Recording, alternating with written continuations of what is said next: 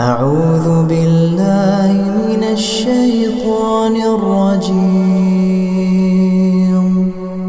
بسم الله الرحمن الرحيم. Assalamualaikum warahmatullahi wabarakatuh. Alhamdulillahilladzi hadana li hada wa ma kunna linahtadiya laula hadana Allah.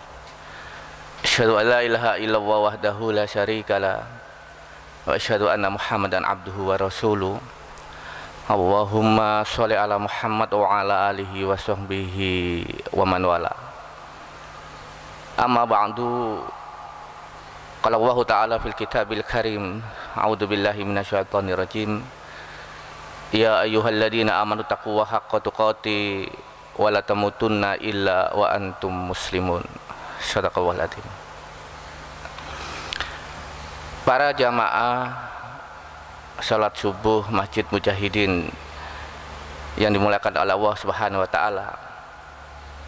Alhamdulillah, pada pagi hari ini kita masih diberi kesempatan oleh Allah untuk bisa menjalankan ibadah sholat subuh, dilanjutkan dengan kuliah subuh ini. Semoga pertemuan ini diridhai oleh Allah Subhanahu wa taala. Tak lupa salam dan salawat kita tujukan kepada junjungan kita Nabi besar Muhammad Rasulullah SAW beserta keluarga, sahabat dan para pengikutnya sampai akhir zaman. Para jamaah, sebagaimana kita ketahui bersama, insya Allah beberapa minggu lagi kita akan bertemu kembali dengan bulan suci Ramadan. Oleh karena itu, pada kesempatan kali ini kami akan menjelaskan tentang cara bagaimana agar ibadah puasa kita ini berhasil. Ada 6 langkah orang itu kalau ingin ibadah puasanya berhasil. Langkah yang pertama adalah meluruskan niat, ya. Sebagaimana kita ketahui bahwa niat ini merupakan salah satu syarat diterimanya sebuah amal, ya. Sebetulnya ada 2 syarat orang itu kalau ingin amalnya diterima oleh Allah. Syarat yang pertama adalah ikhlas karena Allah, yang kedua mengikuti tuntunan Rasulullah. Kalau salah satu syarat ini tidak terpenuhi, maka amalnya ditolak, ya. Oleh karena itu mari untuk ke depan puasa yang akan datang ini betul-betul kita persiapkan puasa kita ini karena Allah, ikhlas karena Allah. Karena masih ada sebagian orang ibadah puasanya tuh niatnya macem-macem. Ada orang puasa niatnya kepingin sehat, ya. Ada orang puasa niatnya diet, ya. Tubuhnya gemuk agar langsing dia puasa. Ada juga orang puasa niatnya itu cari kesaktian. Bahkan ada juga orang puasa niatnya ingin kaya raya. Ini harus kita hindari. Kenapa? Kalau ini sampai kita lakukan, ya boleh jadi kita mendapatkan apa yang kita niatkan, ya. Bisa sehat, bisa langsing, bisa sakti, mungkin juga bisa kaya, ya. Tetapi kita tidak mendapatkan pahala dari Allah Subhanahu wa taala. Sebagaimana di dalam sebuah hadis yang sangat terkenal, ya, di mana Rasulullah SAW bersabda, innamal a'malu binniyat wa innamal likumri'in ma nawa. Segala sesuatu tergantung niat dan dia mendapatkan apa yang dia niatkan, ya. Dapat dia niat seperti itu tapi tidak mendapatkan pahala dari Allah Subhanahu wa taala. Kalau puasa kita nanti ini semata-mata mencari ridha Allah, ikhlas karena Allah, maka dosa kita tahun lalu akan diampuni oleh Allah Subhanahu wa taala. Sebagaimana di dalam sebuah hadis Rasulullah SAW bersabda, "Man shoma ramadhana imanan wa ihtisaban, ghufira lahu ma taqaddama min danbi." Barang siapa puasa Ramadan karena iman dan mengharapkan pahala dari Allah, maka Allah akan ampuni dosanya yang tahun lalu. Hadis riwayat Bukhari. Yang kedua, langkah yang kedua agar ibadah puasa kita ini berhasil adalah mengakhirkan sahur dan menyegerakan berbuka. Di dalam hadis Rasulullah bersabda, "As-sahur barokah, fala tad'uhu walau an tajarra ahadukum jur'atan min fa innallaha wa malaikatahu yusholluna 'alal mutasyakhirin." Bersahur itu suatu keberkahan, maka janganlah kamu meninggalkannya walaupun dengan hanya meneguk air seteguk, karena Allah dan para malaikat bersolawat atas orang-orang yang bersahur. Ya, jelas di sini kata Rasul, jangan sekali-kali tidak sahur. Jangan sekali-kali tidak sahur. Kenapa? Karena di dalam sahur itu ada berkahnya. Apa itu berkahnya sahur? Ya, Allah dan para malaikat bersolawat atas orang-orang yang bersahur. Apa artinya Allah itu bersolawat atas orang yang bersahur? Ya, artinya bahwa Allah memberikan keselamatan dan ampunan bagi orang-orang yang mau sahur. Dan para malaikat bersolawat itu artinya apa? Malaikat berdoa kepada Allah agar orang yang bersahur itu diberi keselamatan dan diampuni dosa-dosanya oleh Allah. Jadi klop. Ya. Sehingga ditekankan oleh Rasulullah meskipun hanya meneguk air seteguk. Yang penting apa? Ambil barokahnya sahur. Perlu kita ketahui bahwa perbedaan puasanya orang Islam dan orang non-Islam itu apa? Sahur. Kalau orang Islam puasanya sahur, kalau non-Islam tidak sahur. Jadi kalau ada orang Islam puasa tidak sahur, koyok-koyoi, seakan-akan seperti puasanya orang non-Islam. Ya. Dan sunnahnya sahur itu akhir, bisa 1 jam atau setengah jam sebelum azan. Ya. Sahur pelan-pelan, imsak berhenti. Ya, untuk apa? Persiapan menuju masjid, melaksanakan sholat subuh berjamaah. Yang mau mandi lebih afdol, pakai pakaian yang bagus, pakai wangi-wangian. Tapi bukan berarti imsak itu batas sahur, tidak. Batas sahur itu adalah azan subuh. Selanjutnya menyegerakan berbuka. Ya, kita sama-sama paham insya Allah bahwa salah satu sunnah ibadah puasa Ramadan itu adalah menyegerakan berbuka. Rasulullah tidak pernah melaksanakan sholat maghrib dulu sebelum berbuka. Ya. Bahkan di dalam hadits qudsi Allah berfirman, yaqulu Allahu azza wa jalla, inna ahabba ibadi ilayya ajaluhum fitrah. Berfirman Allah Subhanahu wa taala, sesungguhnya yang paling kusayangi dari hambaku ialah yang paling segera berbuka. Ya. Jelas di sini firman Allah. Orang yang paling aku sayangi kata Allah, orang yang segera berbuka. Adzan Allahu Akbar langsung. Itu orang yang paling disayangi oleh Allah. Kata Allah di dalam firman-Nya hadits qudsi. Selanjutnya, langkah yang ketiga agar ibadah puasa kita ini berhasil yaitu menghindari perbuatan sia-sia. Ini yang sulit. Puasa yang sulit itu ini, menghindari perbuatan sia-sia. Kenapa? Kalau kita puasa tapi tidak bisa menghindari perbuatan sia-sia, maka pahala puasa itu hilang. Makanya di dalam hadis Rasulullah memberikan satu peringatan yang sangat keras.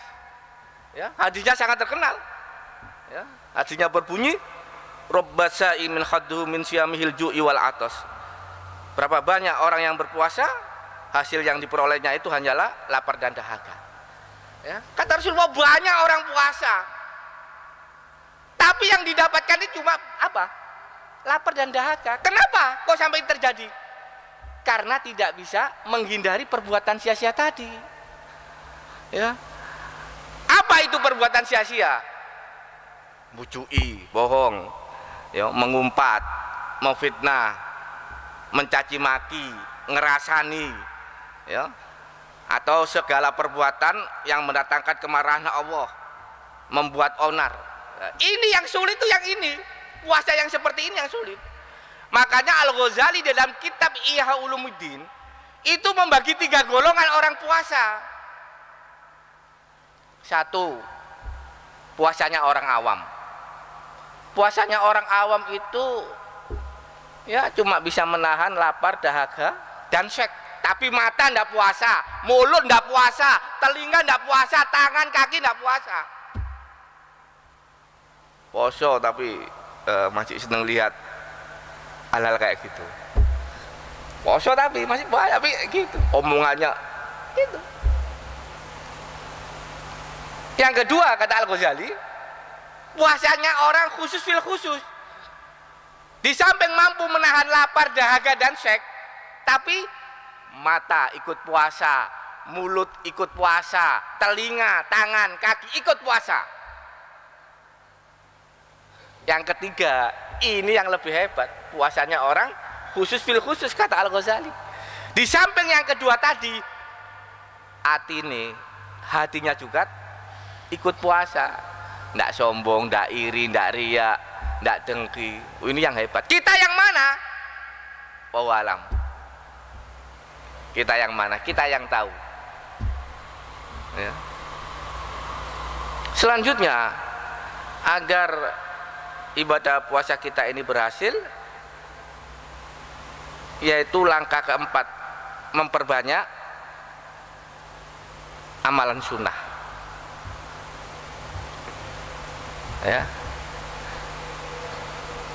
Kita tahu bahwa bulan suci Ramadan ini berbeda dengan bulan-bulan lainnya, sehingga salah satu keutamaan bulan suci Ramadan itu, kata Rasulullah dalam sebuah hadis, barang siapa melaksanakan ibadah sunnah di bulan suci Ramadan, itu pahalanya seperti orang melaksanakan ibadah wajib di bulan lainnya. Barang siapa melaksanakan ibadah wajib di bulan suci Ramadan, maka Allah lipat gandakan sampai 70 kali. Ya, ibadah sunnah itu pahalanya, kata Rasul apa? Seperti orang melaksanakan ibadah wajib. Ya, oleh karena itu di bulan suci Ramadan, ya kita perbanyak amalan sunnah. Untuk perbuatan-perbuatan yang tidak berguna kita hindarilah. Ke warkop, boleh ke warkop enggak apa-apa, Ramadan ke warkop enggak apa-apa. Ya kan? Mungkin setelah tarawih enggak apa, tapi sebentar aja ke warkop, ya kan? Sebentar aja balik. Ya, mereka yang suka hobi, permainan game ini yang bahaya ya. HP ini yang paling bahaya. Karena apa? HP inilah yang menghabiskan waktu kita ke dunia ini. HP ini, betul. Ini bulan Ramadan kita hindari. Ya. Amalan sunnah apa saja banyak. Di antaranya amalan sholat sunnah lah. Ya, kita paham, kita tahu. Apakah itu sholat sunnah rawatib, qobliyah ba'diyahnya, atau nanti sholat taraweh, atau tahajud, atau lail, ya, atau sholat duha, sholat tahiyatul masjid. Ya, ini sudah kita persiapkan betul bahwa kita akan melakukan sholat sunnah. Yang kedua zikir. Ya, ini gampang aneh zikir itu, kalau orang tidak terbiasa itu sulit. Membasahi lidah kita dengan zikrullah itu tidak mudah. kecuali orang yang istiqomah. Ya, jalan kaki pulang ke masjid, datang ke masjid, mau ke kantor, ke pasar, beli apa, senantiasa kerjanya itu zikrullah, luar biasa. Apa itu tasbih, tahmid, tahlil, takbir, istighfar, sholawat. Yang paling afdal itu apa? Zikir pagi dan petang. Luar biasa kalau kita bisa istiqomah. Al-ma'surat istiqomah di bulan Ramadan, luar biasa. Ya.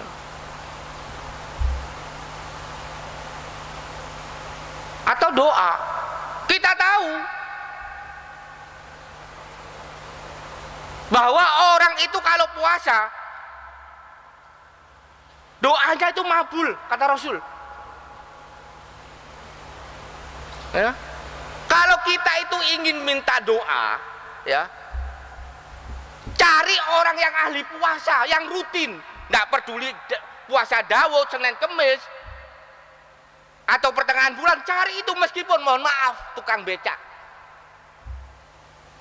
meskipun gerobak sampah, meskipun kerjanya ecek-ecek, kalau dia punya amalan puasa, ingat kata Rasul, doanya mabul orang ahli puasa itu. Ini kesempatan dengan permasalahan sekarang yang begitu berat. Ujian hari ini yang diberikan oleh Allah itu begitu berat, kondisi ekonomi seperti ini. Ya, ini kesempatan kita berdoa kepada Allah, perbanyak doa kita di bulan suci Ramadan, minta pertolongan kepada Allah.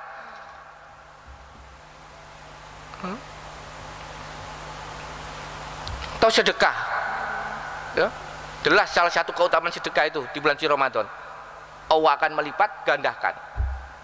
Ya, rutin sedekah meskipun sedikit, atau memberi takjil.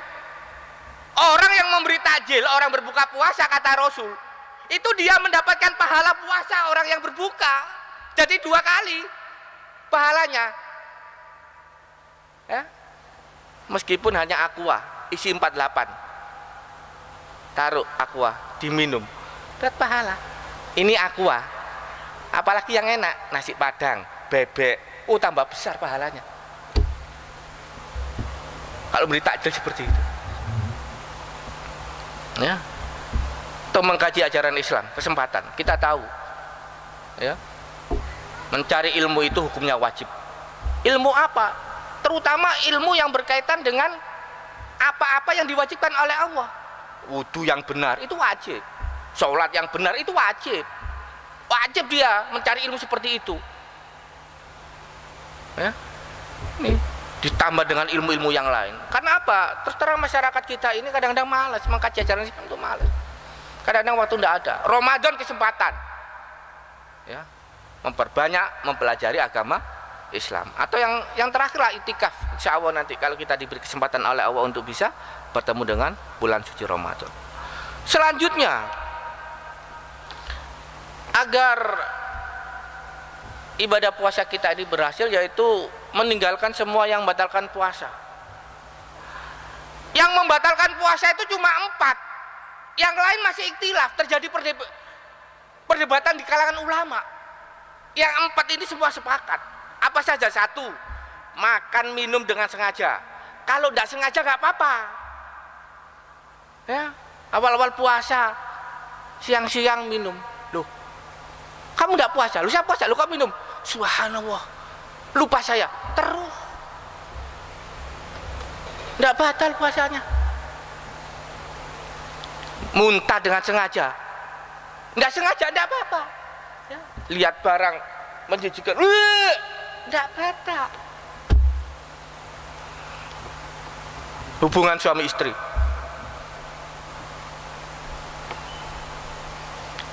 dan yang keempat haid atau nifas. Cuma ini saja, yang lain masih ikhtilaf. Dan yang terakhir, jadwal rutin berjalan sebagaimana biasa. Tetap bulan suci Ramadan yang kerja-kerja, ya, tetap aja seperti biasa aja. Kalau 6 langkah ini kita lakukan, insya Allah, ya, ibadah kita tahun ini kita persiapkan dengan matang, insya Allah berhasil. Demikian yang dapat saya sampaikan. Mohon maaf kalau ada kesalahan.